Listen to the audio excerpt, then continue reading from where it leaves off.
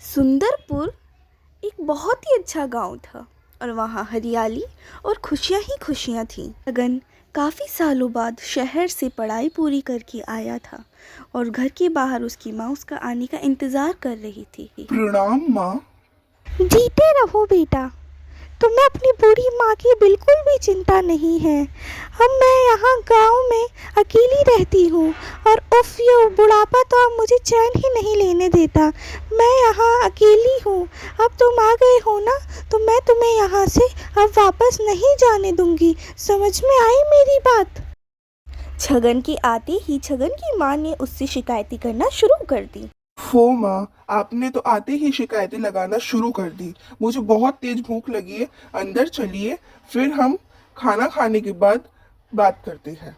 जा बेटा सो जा, अब बहुत रात हो गई है, हम सुबह बात करेंगे। माँ, मुझे एक बात तो बताओ, यहाँ गांव में इतना सन्नाटा क्यों है? ये बकवास बंद कर, जाके सो जा, जा। छगन अपनी माँ का गुस्सा देखकर चुपचाप अपने कमरे में चला जाता है। वह कमरे में जाकर सो जाता। सुबह उसकी माँ उसे उठाने के लिए आती है। ए छगन, उठ जल्दी। नमस्ते माँ। आज यहाँ सुबह सुबह इतना सन्नाटा क्यों है? पहले तो यहाँ बहुत ज्यादा चहल पहल रहती थी। छगन अपनी माँ से शिकायत लगाता है पर उसकी माँ उसकी बात टाल देती है। मुझसे ये फालतू की बातें मत करो, जा करना तुम गांव में खुद ही देख लो कि क्या हो रहा है यहाँ पर। ठीक है माँ, मैं अब आपसे कोई भी सवाल नहीं करूँगा। आप खुश रहिए। छगन सुबह सुबह अपने गांव में टहलने के लिए निकलता है पर वो अपने आसपास देखता है कि गांव में कोई भी नहीं है, जो उसे ये बात बहुत अजीब लगती है। उसके बाद छगन जंगल की तरफ चला जाता है और एक कुएं के पास आकर रुक जाता है।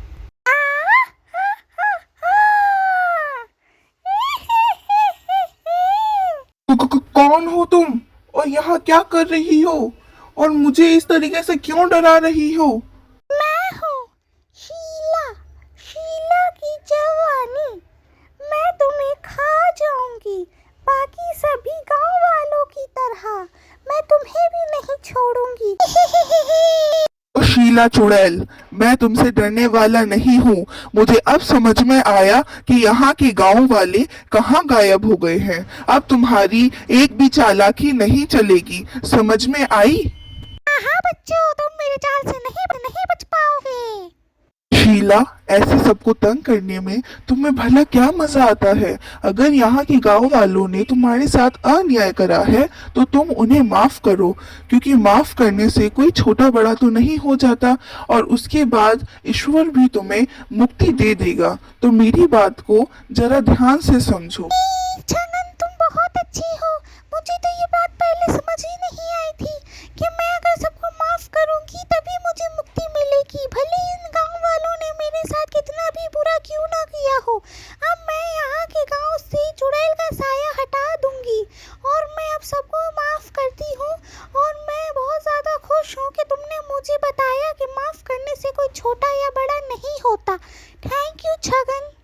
छगन की बात सुनकर चुड़ैल वहाँ से अलविदा कहकर चली जाती है। शुक्रिया छगन मेरी मदद करने के लिए। की समझदारी और सूझबूझ से चुड़ैल वहाँ से चली जाती है और गांव वाले छगन का शुक्रिया करते हैं और छगन भी बहुत खुश होता है।